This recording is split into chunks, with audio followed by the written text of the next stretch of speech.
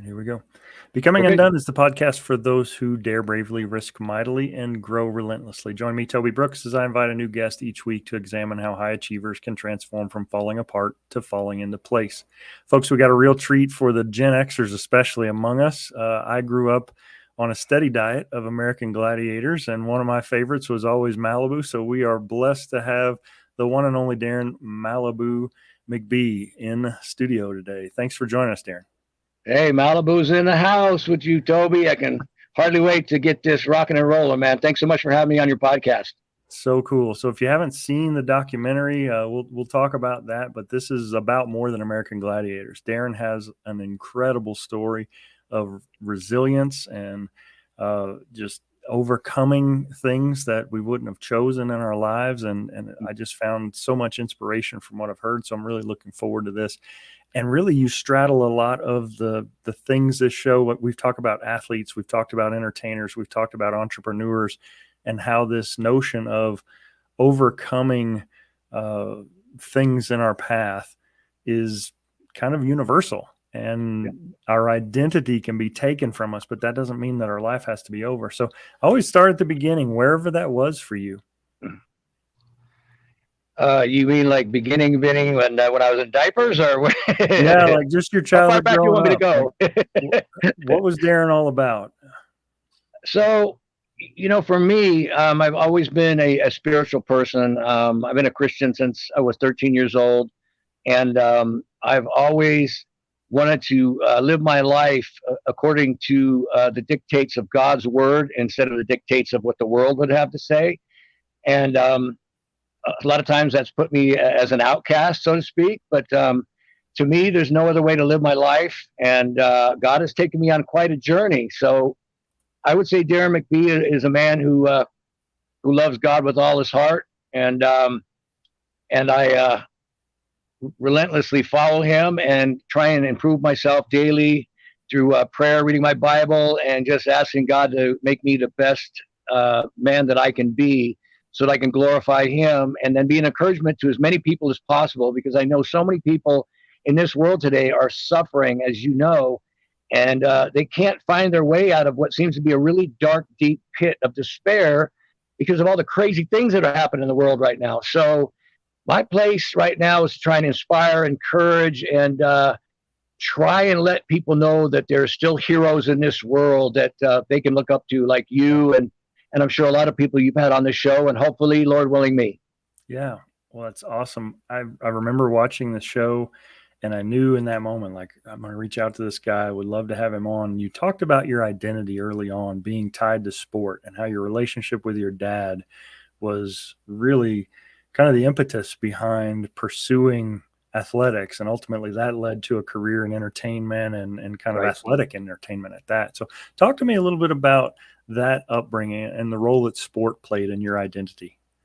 Sure. I'll start with my father, because he was my hero growing up. I mean, 6'4". He was destined to be a pitcher for the Los Angeles Dodgers, but unfortunately he got injured badly, hurt his shoulder when he went into the Marine Corps. And when he came out, he could not throw the heat like he did going in. He had a 95-mile-an-hour fastball in high school. So they probably would have brought that up to who knows, how much in the pros. But anyways, he turned around and became a success in business, and always was there for me. He was the kind of dad that always put his arms around me. He told me he loved me. He hugged me goodnight, kissed me goodnight, and he was always there for me during my games, my baseball games, and was an encouragement throughout my lifetime. So that was a big inspiration for me growing up in a lot of ways. And so I got involved in a sport that he introduced me to, called racquetball, which was huge in the 70s and the 80s. And I just took to it like a fish in water. And the next thing you know, I was one of the top 10 players in the world, and just loving it. And so that's kind of how it started with me, was the whole racquetball thing. And then I found such a love for sports. I played baseball, of course, in school. But, to be honest with you, Toby, I was a really skinny, scrawny little kid in high school. So I really didn't mature until I became a senior in high school. So nobody was really taking a serious look at me from a coaching standpoint, even though I could go toe-to-toe with the best of their ball players out there. So I kind of got looked over, and that was a point in my life where I decided, okay, I can either give up and quit, or I can just push forward and be the best, athlete I can be. And my dad was always there helping me out. Yeah. So for our listeners that are familiar with your work on American Gladiators, the thought of Malibu being a scrawny high school athlete is surprising. So talk me through how you transformed from that to what we saw on the show as this incredibly fit. The Gladiators were characterized as kind of these superhuman, Right. Just an athlete's athlete. And certainly you had that look and you performed like that. So how do you get from there to there? That's a great question. Well, of course, a lot of determination, and I think when I got out, high school, I always felt insecure. I was bullied in high school, as a lot of young people are, and so I had an insecurity complex. And I thought, well, what can I do? And instead of sitting around and complaining and feeling sorry for myself, I said, I'm going to get to the gym and I'm going to see if I can build my body into something fantastic. And of course, I never knew it would turn out to be the way it did. But as God would have it, I just happened to have really good genetics, not to be super big, but to be able to put on a physique that I felt like really kind of like a cartoon character, one of these guys you see, in these movies, these superhero movies and stuff. And that's kind of how I wanted to fashion myself after. And so I spent a good 7 years in the gym training hard, 4 to 6 hours a day, every day, relentlessly, eating well, trying to get enough rest. And before you knew it, I started really putting on some size and muscle. And then the next thing you know, I saw this ad for the show called American Gladiators in a trade magazine. And I was writing a life cycle, and I said, well, I got to try out for this. And the next day I tried out. It was a obstacle course that I ran, and aced the obstacle course. And they had to do push-ups and sit-ups. And I think I did like 83 sit-ups in 60 seconds. So I was smoking that. And then from there, I did the oral audition. And the funny thing was that they originally wanted to call me Domino, like Domino's Pizza. And I remember jumping up on the desk in front of all these producers and directors, and I cleared the desk off that was, across from them. And I sat on it, and I said, bro, my name isn't Domino. That's a pizza dude. I'm Malibu. And so from then on, Malibu was born. Yeah, that's hilarious because, it's like an alter ego, hearing your story, and not that Malibu was this, you were never like a wrestling bad guy by any stretch. You were always kind of that surfer dude, but hearing your story and it certainly was a role you played, but yes, it was a physical role you played. You couldn't just pretend to be this competitor.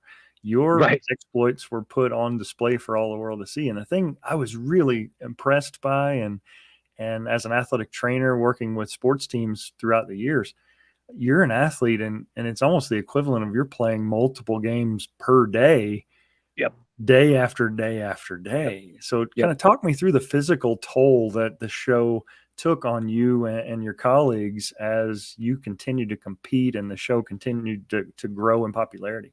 Yeah, you touched on something that was really very true. What a lot of people didn't realize, because they always say, well, you guys are going against these smaller contenders. Well, first of all, the contenders were vetted out against hundreds and hundreds of other contenders. And so these guys were the best of the best. A lot of them were ex-pro athletes or college athletes, and they were in great shape, number one. But number two, we would play like 5 or 6 games of Powerball in a day against a new, fresh contender every single time. So what people didn't understand was that I'd play 5 games of Powerball, and by the 5th game, we're just dog-tired and beat up from these guys. And that went on for 3 weeks straight as we did 13 episodes. So the toll of the injuries just started cranking up and mounting up. And of course, you probably saw the wicked hit I took. That was literally the first day that I was filming American Gladiators, that I was on that human cannonball. And this guy came swinging down and hit me with the force of, they say, a Harley Davidson driving about 10 miles an hour. And I literally launched off the back of that pad. And when I hit the pads underneath me, my left knee came over, hit me right in the face, or in the forehead, actually. split my forehead open where I had to get plastic surgery. I think it was like 24 stitches, inner and outer. So to stitch that up, it was so bad. But also I had a major concussion. And the doctors, two of them, emergency room doctor and the plastic surgeon, kept saying, hey, listen, Darren, you go back to work and you get hit like that or close to that again, you could spend the rest of your life in a wheelchair or worse, because this is a really bad, severe concussion. And, me, I just never say never. And I just begged these guys to let me go back to work. And the next thing you know, I was back up there again, getting knocked off that human cannonball again. But I had a very, very big respect for the games after that. Let's put it that way. And much like a professional athlete, you're always concerned that there's somebody waiting in the wings to take your spot. Like your performance today determines whether or not you come back tomorrow in some instances. And so that can create a really challenging environment for you mentally. And so I'm sure the temptation, you talk about it in the show, how you've had to overcome addiction and painkillers. We know opioid addiction is just an incredible problem for competitive athletes. So kind of talk me through how that started. Excuse me, I have to edit that out. Talk me through how that started and ultimately how you overcame that. Sure. And I really appreciate you asking this question. The reality was, after I left the Gladiators, I was doing stunt work in big movies. I worked on 2 of the big Batman movies, Mortal Kombat, Annihilation. I've done shows like Walker, Texas Ranger, and a bunch of physical roles. So I did a lot of action movies and got injured throughout my life. I had never taken a painkiller, and I'd never drank alcohol, never smoked a cigarette, never smoked pot, never drank a beer in my whole life, going up until I was 45 years old. And I kept getting these injury after injury. Well, I got this last injury doing a stunt job where I literally crushed my hip. I jumped into a room, and my femur bone just kind of jacked up into my hip socket and obliterated it. And the pain was literally excruciating. I couldn't step into a shower, but that wasn't the thing that got me taking the painkiller so much as what had happened in my life prior to that. I had a very bad tragedy where I lost my young wife when our kids were just 2 and 5. She had a heart attack and died, which was devastating to me. And about 3 years after that, I went to visit my mom, and I found her on the floor dead from a heart attack. So I was suffering a lot of extreme emotional pain as well as the horrible physical pain I was in. And I'd finally seen this last surgeon, and he said, why don't you try this wonder drug called Oxycontin? And I said, Doc, I don't do drugs, and I really don't do this. And he said, listen, Darren, it's not addicting. And he said, you may become dependent on it. And I said, Doc, that sounds an awful lot like addiction to me. And he says, no, if you've never used drugs before, then you'll just get right off of this drug. And to be honest with you, I just gave in a lot of ways, because I was emotionally beat up. I was physically beat up. And that's a bad time to make a decision to take a drug like that. And to be honest with you, worst mistake I've ever made. But within 2 months, I was horribly addicted to that drug.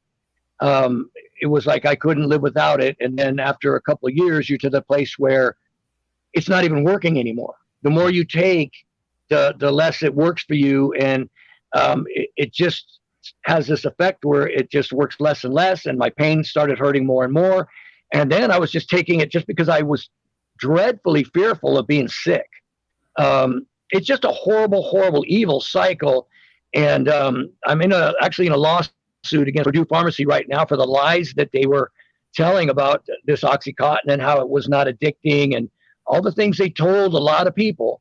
So even including doctors, they were telling the doctors that. So, but at any rate, I got to a place, honestly, Toby, where I was on my living room floor one day and I was in tears. I hadn't looked at my face in a mirror in a year. I hated myself. I hated the kind of father I became to my children, because I literally walked away from a lot of acting just to take care of my 2 girls after my wife died. But, here I looked at that and said, you know what, the last 2 years of my life, I failed horribly and miserably as a father. And I've walked away a lot from my friends and the people in my faith.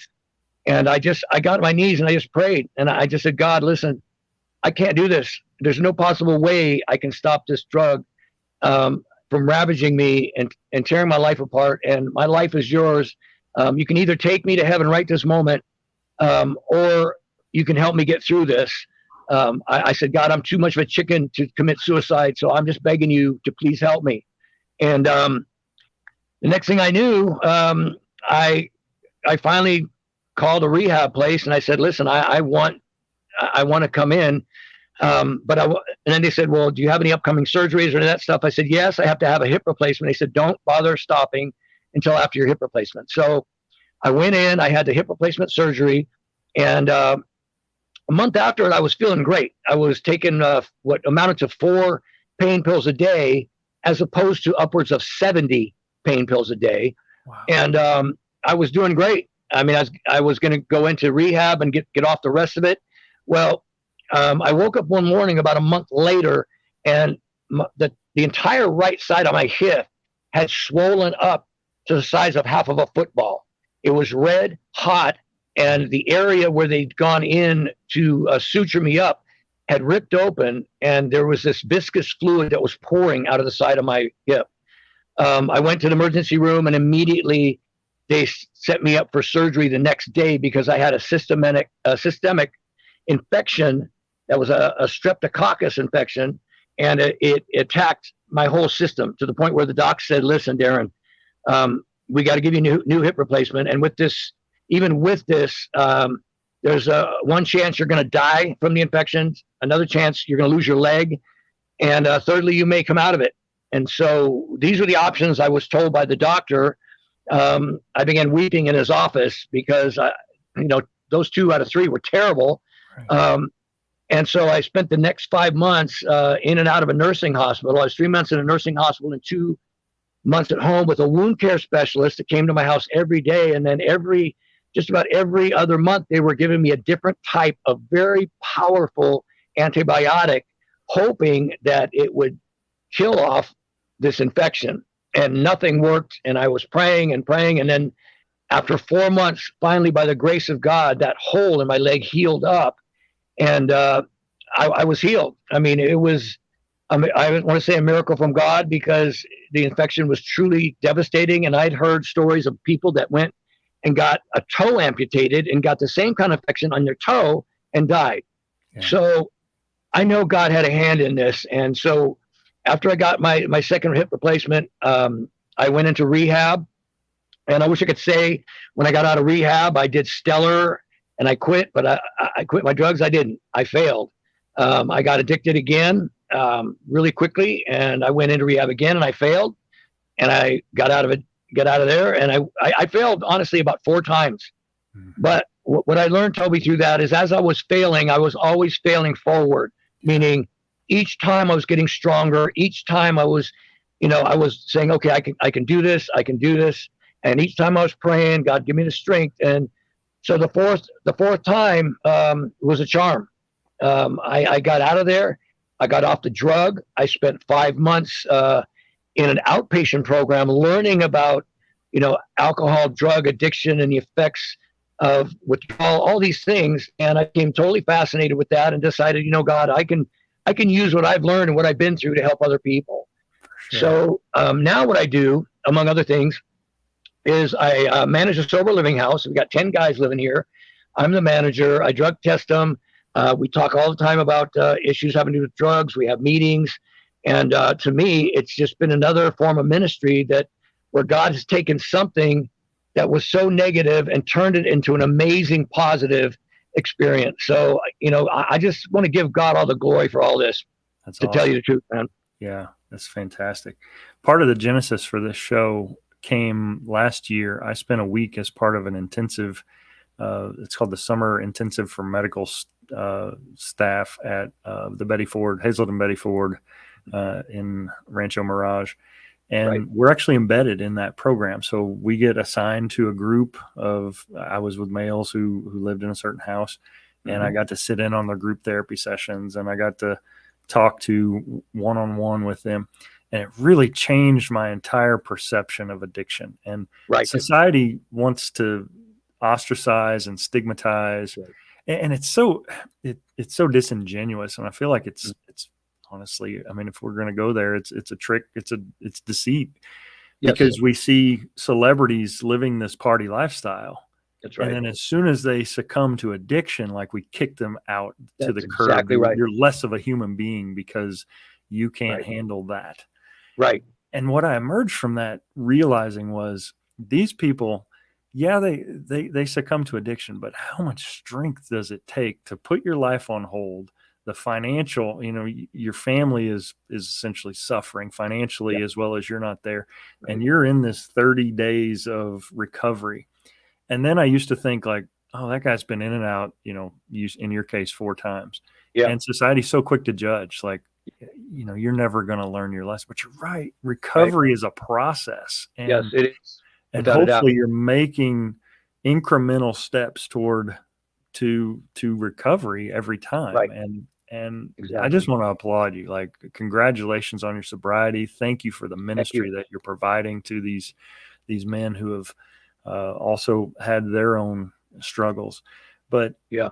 I think it's so powerful what you said, and how you said, there were failures along the way. The loss of your wife certainly had to be devastating. What did failure teach you that just smooth sailing success wouldn't have?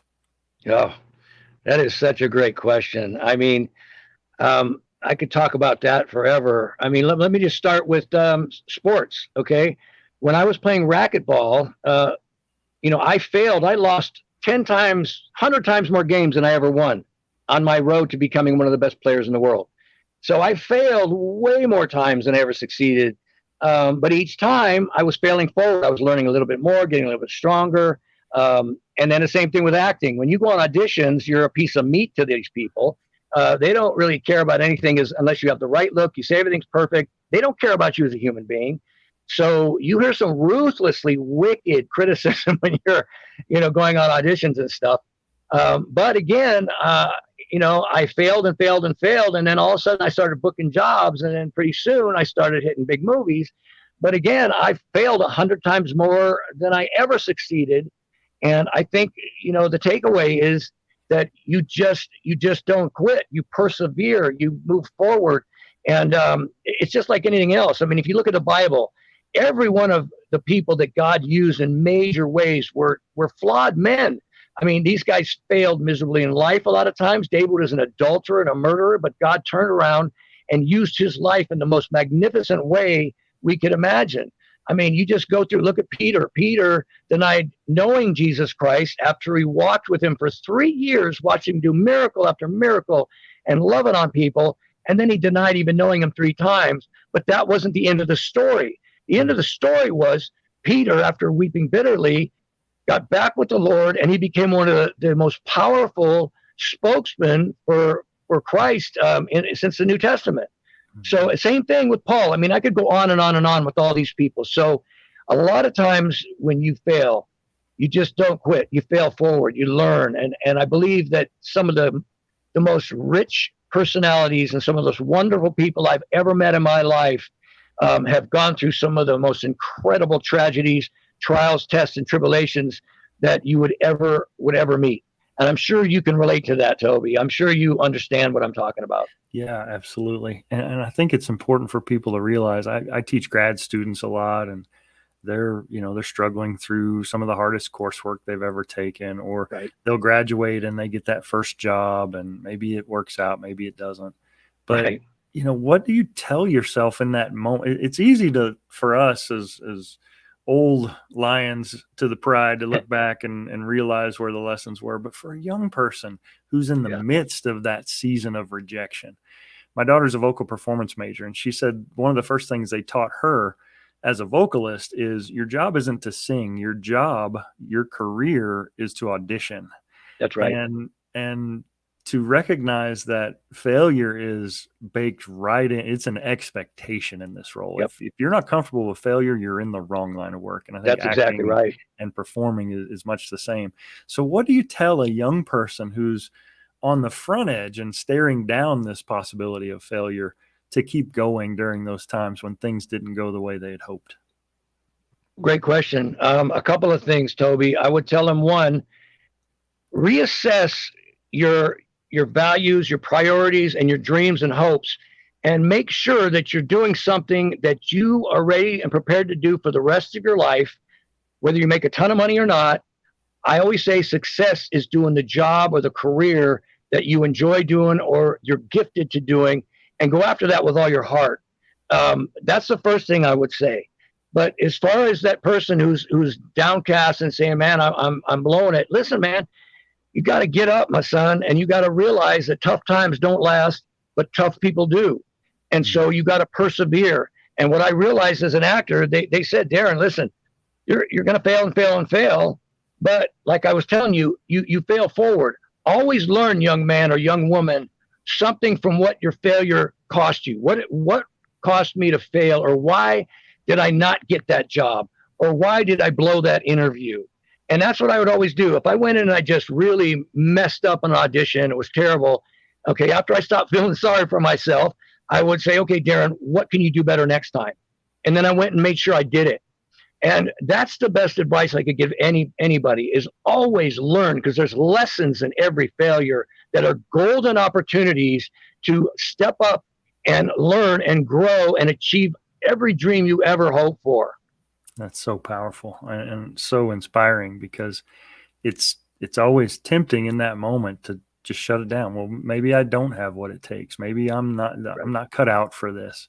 And it takes wisdom and discernment to figure out, okay, is this adversity to make me stronger, or is this a sign that maybe I need to go in another direction? And that only comes with age.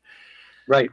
Well, I want to wind us down. I want to be respectful of your time. What do your days look like today? You kind of mentioned that you serve in the addiction community, but that's not all you do. Tell us a little bit about what your day-to-day looks like.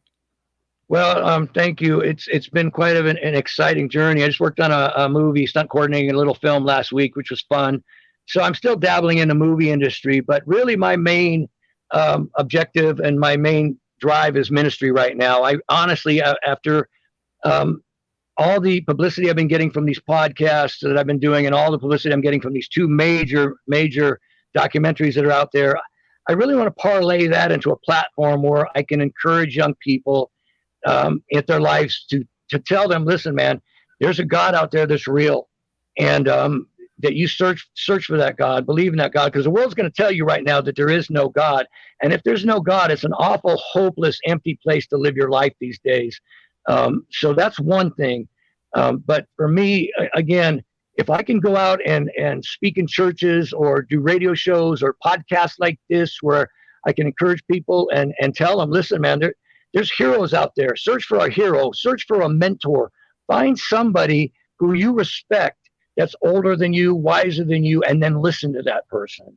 Learn from that person." Because some of the greatest lessons I got were sitting under the tutelage of men that were much smarter than me, much wiser than me, and a lot more humble than me. So that's I think the biggest takeaways I can give young people right now. And what I'm doing, I'm loving what I'm doing.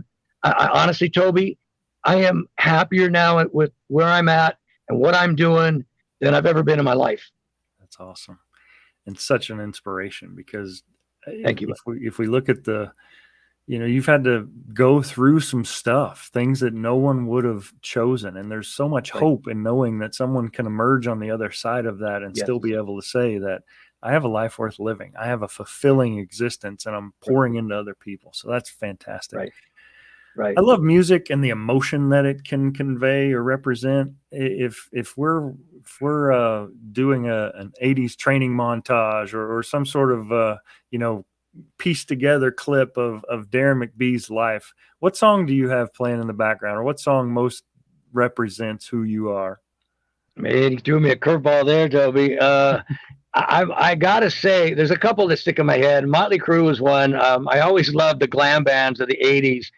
Because I'm a natural, born show off. I love all that kind of crazy, hair and costumes. So to me, the bands of the 70s and 80s, Journey, probably my favorite band of all time. Like that. Those are the ones. But I also love, R&B, like Earth, Wind and Fire, and groups like that have always been my favorite. Of course, my all-time favorite training came in 1990s with the Mortal Kombat soundtrack. Yeah. That was definitely my jam and my groove when I was working out. And then by the grace of God, I ended up co-starring in the second one, Mortal Kombat Annihilation. So that's how cool God is sometimes. That's very cool. Well, as we've discussed, I mean, the show's about how we can fall apart and then fall into place. And so Yes. you've certainly had seasons in your life where it seemed like things were falling apart. What for Darren McBee remains undone? What do you have left to accomplish before you go see the good Lord? Oh man, sky's the limit. Everything, and I'm not just saying this as a cliche, but everything is possible with God. And so, as far as I'm concerned, I want to see 1 million more souls come into the kingdom of heaven, at least before he takes me home, because he's brought me to this place where, I've gathered a lot of wisdom, gained a lot of wisdom from what he's taught me and taken me through. And I honestly want to encourage other people to be the best they can be, to shine like a diamond every day and do what they love to do. But really, really to lead people to a relationship with my Lord and Savior, Jesus Christ. That is my number one most important goal in my life right now, man. That's awesome. Well, I'm going to plant the seed. If you're not already working on it or haven't thought about it, the world needs a Malibu. We need the documentary from you specifically, because you've got a story to tell, my friend. Well, Darren, can't thank you enough. Really appreciate your time. Thanks for being on the show. How can people connect with you and follow and support your work? What are the best ways? Sure. You can reach me, friend me on Facebook, and I will always get back to anybody who friends me on Facebook. You can contact me. Well, I'll just give my home number. It's 818-612-4304.